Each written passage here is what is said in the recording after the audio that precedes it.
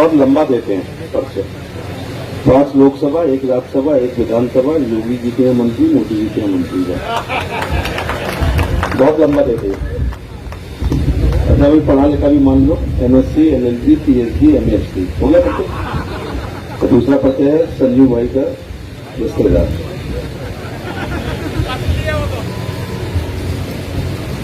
गोवर्धन गौ सेवा समिति द्वारा इंडिया लेवल के, मैं एशिया लेवल भी कह देता हूं क्योंकि एशिया के देश मुझे पता है, गौ अभ्यारण्य और के उद्घाटन और कृत्रिम गर्भाधान एवं किसान प्रशिक्षण केंद्र के भूमि पूजन कार्यक्रम के मंच पर उत्तर प्रदेश सरकार के बहुत ही वरिष्ठ मंत्री और जो काम मैं यूपी पे देख रहा था, उन उलझी हुई फाइलों को सुलझाने वाले मेरे विभागीय उत्तराधिकारी Shri Dharmpal Singh ji, animal husbandry, dairy और भी कुछ विभाग जरूर होंगे, फिशरी मुझे लग रहा है संजय जी का, मेरे मित्र भाई, इस इलाके के लोकप्रिय नेता, कई बार के सांसद, मंत्री और इस पूरे कार्यक्रम के रूपरेखा बनाने वाले डॉक्टर संजीव बालियान, जो जिनकी उलझी हुई फाइलों को मैं सुलझा रहा हूं। एक मेरे राजनीतिक विभागीय उत्तराधिकारी है, दूसरे का विभागीय उत्तराधिकारी मैं। भैया कुछ अच्छा सा ले लेते तो मैं भी रेल देख लेता। हमारे मित्र और भाई उत्तर प्रदेश सरकार के मंत्री सोमेन कुमार जी, अनिल कुमार जी, जिनके एक दिन में मैंने कुछ 1000 वोट बढ़ाए थे, मैं अनिल कुमार सिंह जी, कपिल देव जी, जिला अध्यक्ष भाजपा सुधीर सैनी जी, जिला अध्यक्ष राष्ट्रीय लोकदल संदीप मलिक साहब, विधायक श्रीमती यशवेश पाल जी, स्वामी जी, श्री कर्मवीर सिंह जी, डॉक्टर प्रेमनाथ सिंह इंसन के, नगर पालिका के अध्यक्ष मीनाक्षी स्वरूप, ये भी रिश्तेदार हैं। मैं बता दो ना रिश्ता, मोहन पाल हमारी बिरादरी के, उनकी ये समझे हैं, तो मोहन पाल हमारे रिश्तेदार है, तो ये भी हमारी समझे हैं। पूर्व विधायक उमेश मलिक, भाई अशोक कंसल जी, महिला आयोग के सदस्य सपना कश्यप जी, मंडल आयुक्त अटल राय साहब, जिलाधिकारी उमेश मिश्रा जी, गोवर्धन सेवा समिति अभ्यारण्य समिति के अध्यक्ष श्री पुष्पुरी, सचिव संचालक विपुल भटनागर, कोषाध्यक्ष राष्ट्रोष जी, डीन कंसल जी, नेशनल ग्रीन डेवलपमेंट बैंक के देवानंद जी, पूर्व पालिका अध्यक्ष डॉक्टर सुभाष, जिला पंचायत की पूर्व अध्यक्ष अंशुल तोमर जी, जिला पंचायत सदस्य, सभासद, पदाधिकारी, सभी गौ भक्तों, बुजुर्गों, नौजवान साथियों, माताओं, बहनों, पत्रकार साथियों, मैं संजीव भाई को बहुत ही हृदय की अनंत गहराइयों से बधाई देना चाहूंगा कि जो उन्होंने कल्पना की थी उसको 8 महीने में साकार किया, जितने में बच्चा नहीं पैदा होता है, उसमें भी 9 महीने लगते हैं, 8 महीने में पूरी तैयार कर दी। मैं कह रहा था चुनाव से पहले जरा ये कार्यक्रम हो जाता तो थोड़ा ठीक रहता है, लेकिन राजनीति नहीं हारे हैं, चुनाव हारे हैं। ऐसा कौन है जो चुनाव नहीं हारा? राजनीति नहीं हारनी चाहिए और अपने प्रयास के विकास भी नहीं रुकने चाहिए। बहुत अच्छा काम है, 2 लोग और आपका जो सपना था वो तो पूरा हो गया। 2 लोगों ने आज सपना देख लिया, एक ने आंवला में और दूसरे में आगरा में। अब हमें तो सीधे सीधे भेजना है कि इनको कि नकल मारे आओ जाके संजीव बालियान की कॉपी पेस्ट कर दो आगरा में और बरेली में, और कुछ हमारे विभाग का रोल है तो भाई करना पड़ेगा। भाई गोवर्धन सेवा समिति आगरा भी अग्रवालों का शहर है, आगरा दानियों का शहर है, आगरा भामाशाहों का शहर है। अपनी सीमित आय में अगर चैरिटी कहीं सबसे ज्यादा होती है तो आगरा में होती है। तो मेरा ये भी सिरदर्द, भले हम पे वो सरिया ना हो, रात की सरिया और कौन कौन बचा रहे थे तो सरिया वाले थे, तो घी वाले रहे होंगे, तो स्टोन वाले रहेंगे, लेकिन आगरा इस काम को कर लेगा, बरेली भी कर लेगा। अच्छा, आगरा और बरेली में एक और समानता है, हम कुछ लोगों को ठीक भी करते हैं दोनों लोग। तो दोनों शहर मिला के अगर ये तो भाई बहुत बड़ा है, 44 एकड़ 44 करोड़ 8 माह में तैयार, गौवंश के लिए 18 सेट, प्रत्येक सेट में 150 गुणा 12 1750 वर्ग मीटर, 270 गौवंश एक में, क्षमता 5000, आवासीय क्वार्टर 10, 24 घंटे 4 पशु चिकित्सक, 6 पैरा बेड, 12 गौ सेवक, 5 सुरक्षाकर्मी, हम लोगों के एक्स होने पर अतिथि गृह, है ना। फिर ये कह रहे थे ना पीछे बैठे वाले कि वो बुक हो गया सत्ता पक्ष के लिए, है ना। तो उस समय ये काम आएगा अपने दुग्ध उत्पादन 134 लीटर, निराश्रित गौवंश को गर्भवती करके एम्ब्रियो ट्रांसप्लांट 138, ट्रेनिंग सेंटर की भूमि 9 एकड़, ट्रेनिंग सेंटर की लागत 20 करोड़, ट्रेनिंग सेंटर में ट्रेनिंग 80, सीडीजी प्लान प्रोजेक्ट 2 दिन, चारा फार्म, खेती फार्म 75 एकड़, 380 बीघा, 31 मार्च 25 तक चारा फार्म से चारा आपूर्ति सेल्फ डिपेंड हो रहे हैं, लगभग 8500 कुंटल पैदा करेंगे आत्मनिर्भर। बधाई आपको।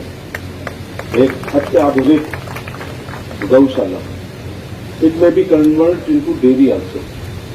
मेरा संजीव एक सुझाव है, और कुछ पैसा दे पाएंगे तो दोनों लोग देंगे भी। ये देश के आय बढ़ाने के तरीकों का एक पिकनिक स्पॉट हो जाए, एक स्टडी टूर हो जाए। जैसा माननीय मंत्री जी ने कहा, ये प्रधानमंत्री जी का सपना है किसान की आय को दुगना किया जाए। खेती से यदि हो रही होती जो हम 5000 साल से कर रहे हैं, तो ये खरबपतियों का देश होता, और यहाँ करोड़पति लोग बैठे होते, और करोड़पति होते तो आते भी नहीं। खेती हमारी तब है जब अत्यधिक वर्षा से, अति वर्षा से बचे, कम वर्षा से, अतिवृष्टि, अनावृष्टि, ओला, पाला, कोहरा, निराश्रित गौवंश, सुअर, नील गाय, जंगली जानवर, आग, इससे जब बच पाई तो हमारी होती है। इसलिए बड़ा कच्चा काम है, उससे दुगनी, लेकिन प्रधानमंत्री जी ने दुगनी करने के तरीके बताए। उन्नत किस्म का पशुपालन, मछली पालन, मुर्गी पालन, सुअर पालन, बकरी पालन, मधुमक्खी पालन, ऑर्गेनिक खेती, प्राकृतिक खेती, ड्रिप इरीगेशन, स्प्रिंकलर इरीगेशन, जैविक खेती। प्राकृतिक खेती में शायद बता चुका हूं। इसका जिक्र जरूर करिएगा कि nano urea, nano DP, DAP, पट्टा लादने की जरूरत नहीं है, जेब में डाल के बॉटल चले आओ। परंपरागत खेती थोड़ी सी छोड़नी पड़ेगी। गन्ने से अगर दुगना हो रहा होता तो यहां सब करोड़पति लोग बैठे होते। इसलिए यहां पर प्रतीकात्मक रूप से, संजू, प्रतीकात्मक रूप से मेरा वाला काम करना चाहो तो 100 बकरी बढ़िया किस्म की गोटरी, और अब जात-पात का चक्कर नहीं छोड़ना चाहिए प्रोफेशन में। सुअर पालन, मुर्गी पालन, चाहे आप एक एक सेट में करो, बायोफ्लॉक के, चाहे आप मिनिस्टर रहे हो ना इसी विभाग के, तो मैं आपको ज्ञान क्या दूं। बायोफ्लॉक के आरएएस में मछली, 1 बीघा में प्राकृतिक खेती, 1 बीघा में ऑर्गेनिक खेती, दोनों में ड्रिप इरीगेशन और स्प्रिंकलर इरीगेशन, जैविक खेती, औषधि खेती, सफेद मूसली भी करके दिखाओ, चाहे आधे बीघे में करो, औषधि खेती, नैनो यूरिया और स्प्रिंकलर, और वो क्या कहते हैं हम लोग, वो घूमता जो ड्रोन पर ड्रॉप मोर क्रॉप। और हमारा आपका क्या स्वभाव है, रात को ट्यूबवेल चला के घर जाके सो गए, मोर वाटर मोर क्रॉप, गलत बात है। जहां पर वाटर लेवल बहुत ऊपर होता था, मुझे तो, मैं MIP देख रहा था, मैंने इरीगेशन, मुझे जान के ताज्जुब हुआ कि ये हमारा पड़ोसी जिला 100% ओवर एक्सप्लॉइटेड है, ब्लैक डार्क। अरे ये अपना आपका शामली पूरा ब्लॉक डार्क है, पूरा जिला डार्क है, मैं सोच भी नहीं सकता। जहां पश्चिम उत्तर प्रदेश में लात मार दो तो पानी निकल आता था, आपका डार्क जा रहा है। मेरा आगरा में 15 ब्लॉक में 14 हो चुके, एक बचा है। कोई कुआ पानी दे नहीं रहा है, कुआ ऊपर तक बढ़ जाता था, हम बिना रस्सी के पीछे थे, तो 10-5 नीचे गया, 20 गया, 40 गया, 80 गया, कूड़ा भर हो गए। वो पहले कार्यकाल में जो लगाए थे हैंडपंप, वो एक भी इस समय अस्तित्व में नहीं है, भैंसियां बन रही हैं उसमें।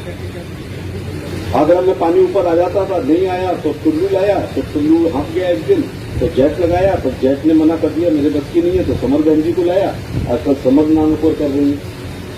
तो गिरता हुआ भूजल स्तर बहुत हो रहा है, इसलिए स्प्रिंगलेट और ड्रिप इरिगेशन का हमें इस्तेमाल करना पड़ेगा। मैं थोड़ी गंभीरता के साथ कारण और निवारण का केवल बोलूंगा, और जो मैंने कहा है कि अभी आप पे कई एकड़ जमीन बची है, इसलिए ये एक रोल मॉडल हो जाए, Baliyan role model of India, जिसमें आय दुगनी करने के प्रतीकात्मक हम 2-2 बीघा में करते हैं। मुर्गी पालन आपको स्वीकृत करना है, मछली पालन आपको स्वीकृत करना है, बकरी पालन आपको स्वीकृत करना है, ड्रिप इरिगेशन 90% सब्सिडी है, स्प्रिंकलर लगा लेंगे, जैविक खेती आपको करना है। ये मत कहते हम फलानी जाते हैं, हम ये सब्जी का काम नहीं करते हैं। ये और मैंने आज बघेल से कहा कि भाई तू आलू में घाटे में रहता थोड़ी सब्जी कर ले, तो कहने लगा हम फलानी जाते हैं जो सब्जी कर ले। आजकल ये बड़ी परेशानी है, तो इसका कारण और निवारण पर बात करूंगा। मंत्री जी ने कहा है, लेकिन बहुत प्रेशर से नहीं कहा आपने, प्रेशर डालना पड़ेगा जनप्रतिनिधियों में। ये समस्या कहां से पैदा हुई? याद करो, संयोग से अच्छा है कि हम उम्र लोग बैठे हैं। हम जब छोटे थे तो गाय जब बच्चा पैदा होता था तो क्यूरोसिटी होती थी, गजब की जिज्ञासा, क्या बच्चियां पैदा होगी या बच्चा। और जैसे ही बछड़ा पैदा होता था, अम्मा कहती थी जा बतासे लेके आ पूरे गांव में बांट। सोहर के गीत रात में गाए जाते थे ढोलक से, और 2 त्योहारों के बीच में अगर कोई मौत हो जाती थी तो उसे गनी कहते हैं हम लोग आगरा में, वो त्योहार उठ जाता था जब बछड़ा पैदा हो गया। हम इतने गरीब थे, लेकिन नैतिकता बहुत थी। इतने गरीब थे कि, और आपने पहले भैंसा शुरू किया है, हमने बाद में किया। तुम जोटा वाले और भैंसा आपने पहले शुरू किया। हम गरीब थे लेकिन बैल से खेती करते थे। इतने गरीब थे कि हम पे 2 बैल नहीं थे, तो एक बैल हमारा और एक संजू भाई का। तुम मेरा खेत जोतवा दो, मैं तुम्हारा खेत जोतवा दूं। फिर और गरीबी आई तो हम भैंसे पे आए, एक भैंसा हमारा और एक भैंसा किसी गांव में दूसरे का, और आपस में गन्नती कहते हैं, यहां भी कुछ नाम होगा, जो हमने खेती की। फिर ये हुआ एक भैंसा हमारा, सामने वाले ने कहा आपके भैंसा भी नहीं है, तो उसकी पड़िया जब तक उसने गर्भ नहीं धारण किया, उसके भी नफ डाल करके हम लोग हल में चलाते थे। और संयोग था कि जिस साल पड़िया को चला दो भैंसिया को, तो उस साल वो गर्भ धारण करती थी। जो भी हो फ्लैट डिपोजिट होता था वो अलग हो जाता था। अचानक, और बेचारी नरगिस समाज, साहित्य समाज का दर्पण है।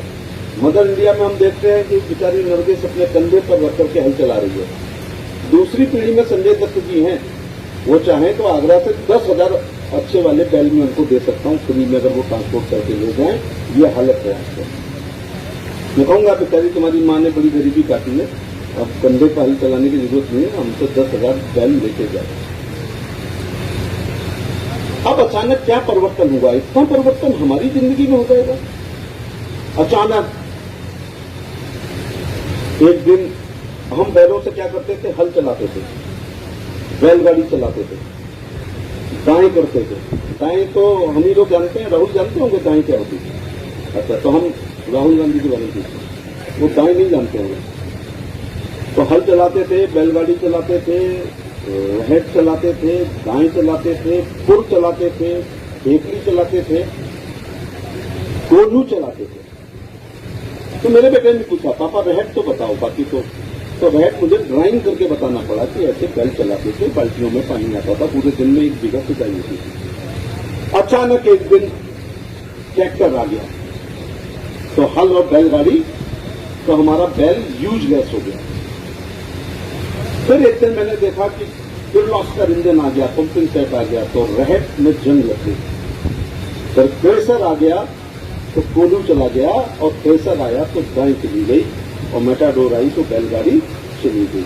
तो जिसके लिए सोहर के गीत गाए जाते थे, जिसके लिए मिठाई बांटी जाती थी, उसके पैदा होने पर मुंह बनाते हैं, क्योंकि जो जानवर यूजलेस है वो प्राइसलेस हो गया है। पोमेरियन कुत्ते की कीमत फिर भी 5,000 है, लेकिन नंदी महाराज की कोई कीमत नहीं है। बल्कि मैं सनातनी कट्टर आदमी हूं, आप मेरा बछड़ा ले जाना चाहो तो मैं 500 रुपये और दूंगा कि भैया मेरे दरवाजे से बछड़े को ले जाओ, मैं अपने हाथ से तो नहीं कर सकूंगा। तो ये समस्या का कारण है। निवारण मंत्री जी ने सारा किया। अच्छा, जितनी देर ये कार्यक्रम चला, कुछ गाय गर्भवती गायों ने बच्चे दिए होंगे तो 50-50। अगर नेचुरल सांड से बच्चे पैदा हुए होंगे या एआई सेक्स सॉर्टेड नहीं किया होगा तो 50% नंदी और 50% गाय पैदा हुई होगी। अब बताइए आपकी कैपेसिटी, इतनी देर में इसी जिले में 50-100 नंदी महाराज पैदा हो गए, तो पूरे देश में पैदा हो गए, पूरे उत्तर भारत में पैदा हो गए। ये समाधान नहीं है, ये आपने बहुत अच्छा किया है, लेकिन ये परमानेंट सोल्यूशन नहीं है। परमानेंट सोल्यूशन है कृत्रिम गर्भाधान, वर्गीकृत बीज से अपनी गाय का गर्भ धारण कराना और 90% बछिया पैदा करना। और जैसा धर्मपाल जी ने कहा, बछिया की गारंटी, 7.5 बच्चा नहीं होगा, वह तो साहिवाल की बछिया होगी या थारपारकर की होगी या हरियाणवी की होगी या गिर की होगी या गंगा तीरी की होगी। इसमें गिर A2 मिल्क,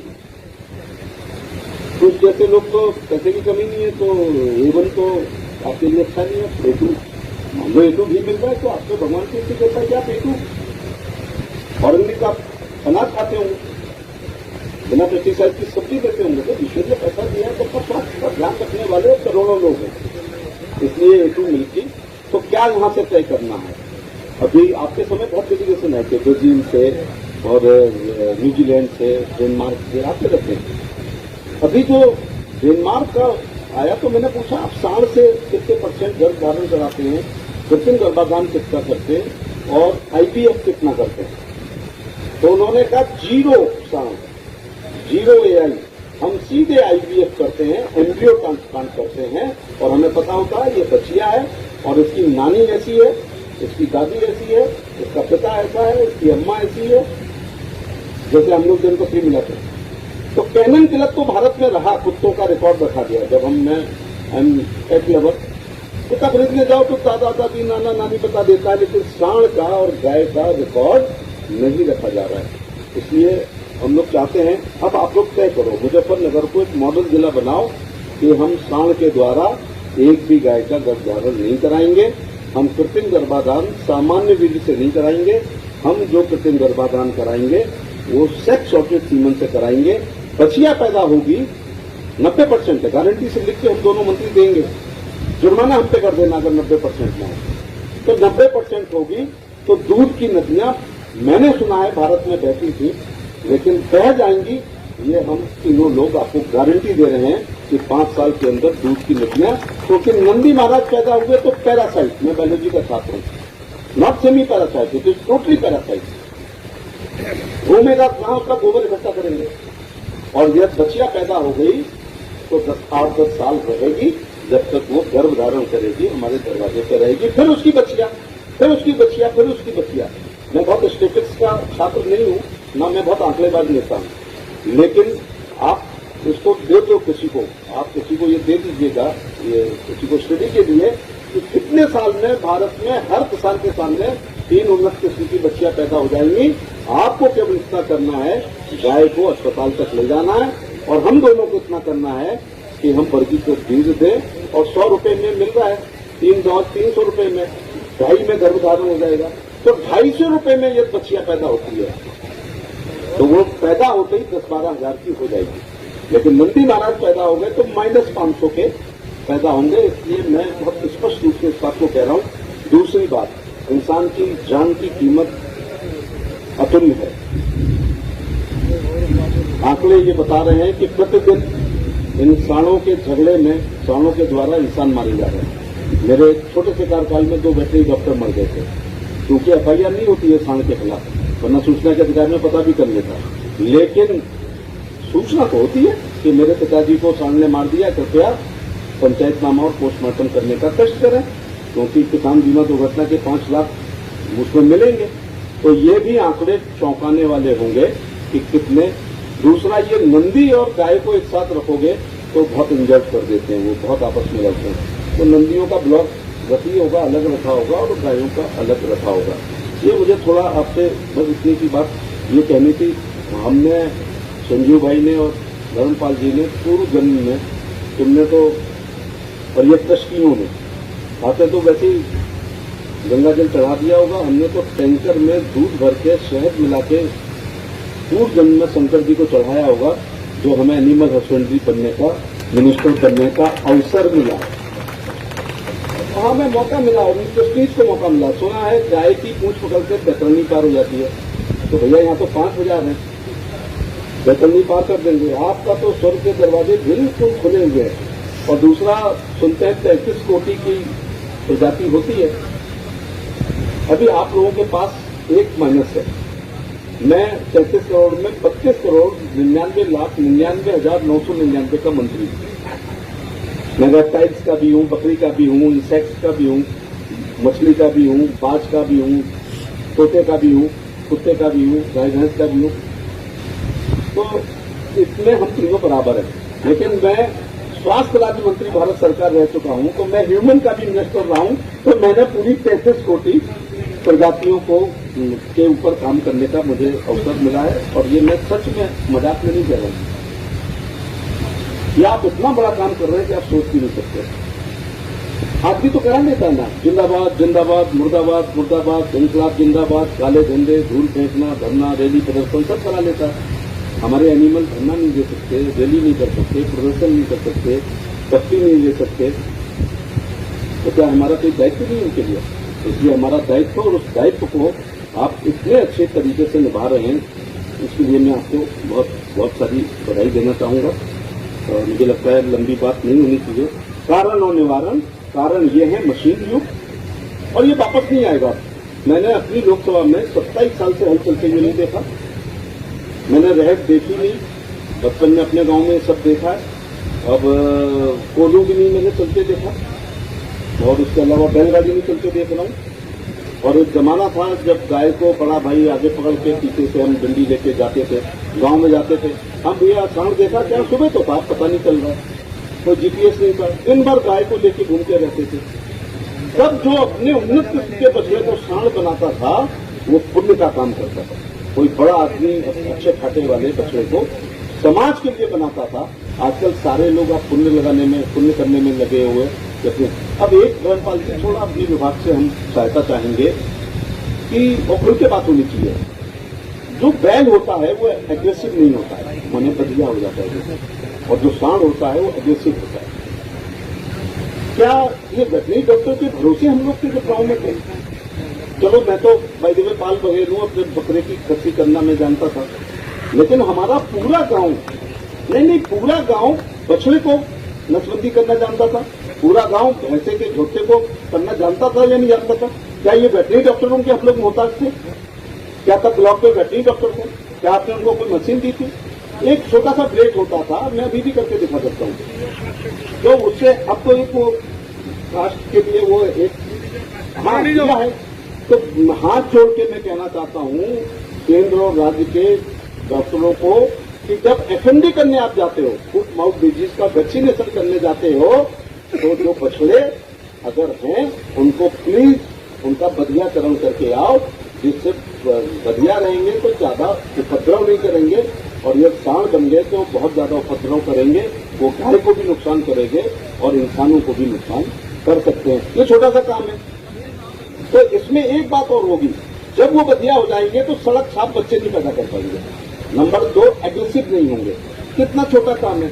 अच्छा, एक बात आप बताओ, कोई सब काम हो रहे हैं, लेकिन मैं तारीफ करूंगा उत्तर प्रदेश के एनिमल हस्बेंड्री डिपार्टमेंट की कि साल में 2 बार एफएमडी करने आपके दरवाजे पर हमारे डॉक्टर जाते हैं।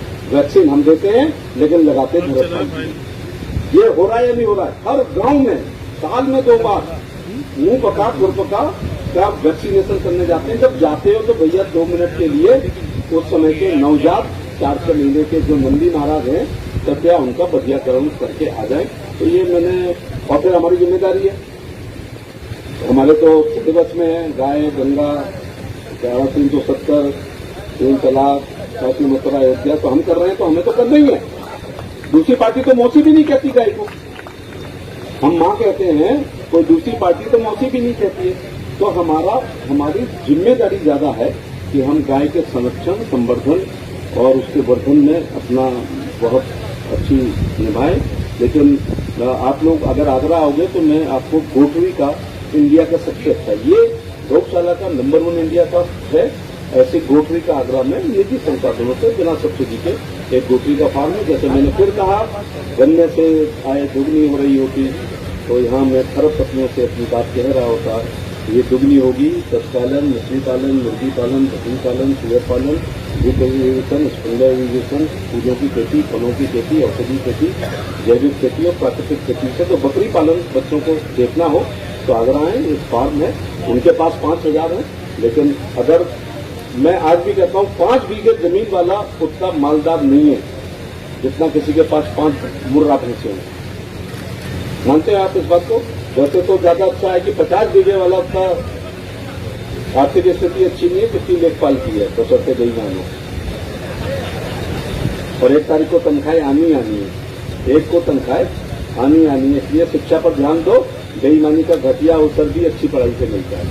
इसलिए दुनिया में कोई काम हैसियत से बढ़ के करोगे तो बर्बाद हो जाओगे। दुनिया में एक काम है जिसमें हैसियत मिटाओगे तो आबाद हो जाओगे, वो अपने बच्चों की अच्छी पढ़ाई पर अपने आप को मिटा दो, एक दिन सब कुछ वापस आ जाएगा। शिक्षा वो चाबी है जिससे दुनिया का हर ताला खुलता है, लेकिन शिक्षा वो चाबी है जिससे जंग लगे हुए ताले खुलते हैं। शिक्षा शेरनी का वो दूध है जो पीता है तो फिर जिंदगी भर दहाड़ता है।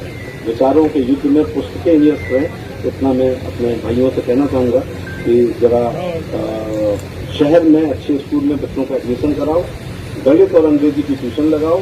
गणित अच्छा तो फिजिक्स अच्छी तो IIT करेंगे, नहीं तो ITI करेंगे। जिनकी जड़ें कमजोर हो गई हैं तो सड़क पर प्लॉट, दुकान, मकान, सोना चांदी, हीरे जवाहरात कुछ हैं, उसे बेच के अपने बच्चे का admission MBA, BBA, BCA, MCA, hotel management, engineering और मेडिकल में करा दोगे तो बिका हुआ 1 बीघे की जगह 2 बीघे खरीद के दे देगा। ऐसा नहीं करोगे तो एक दिन ओवरएज हो जाएगा, उसके बाद बेरोजगार हो जाएगा, उसके बाद डिप्रेशन में चले जाएगा, उसके बाद सड़प्पा हो जाएगा। फिर मैं खेत पर कुर्सी मार के जो बैठा हूँ, मेरे बनने के बाद उसे बेच के खाएगा कम और पिएगा ज़्यादा।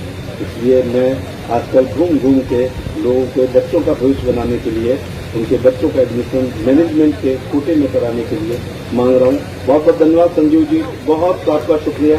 आपने एक 3 पिस्टल, हाँ भाई, कोई सुपर ताल ना गया हो संजीव, कोई सुपर ताल ना गया हो तो ये 2 उदाहरण देखिए। यहाँ पर उतना ही आपको पुण्य का काम मिलेगा जितना गंगा जी को नहाने में मिलेगा। और आपसे है चैरिटी बिगिंस फ्रॉम होम। जब पंडित जी आपकी जन्मपत्री में राहु, केतु, भैया आदि कुछ दिखाएं तो यहाँ चले आना, कुछ हरा चारा गाय को खिला देना, तो ये हमारे नवग्रह की भी शांति हो जाएगी। धन्यवाद।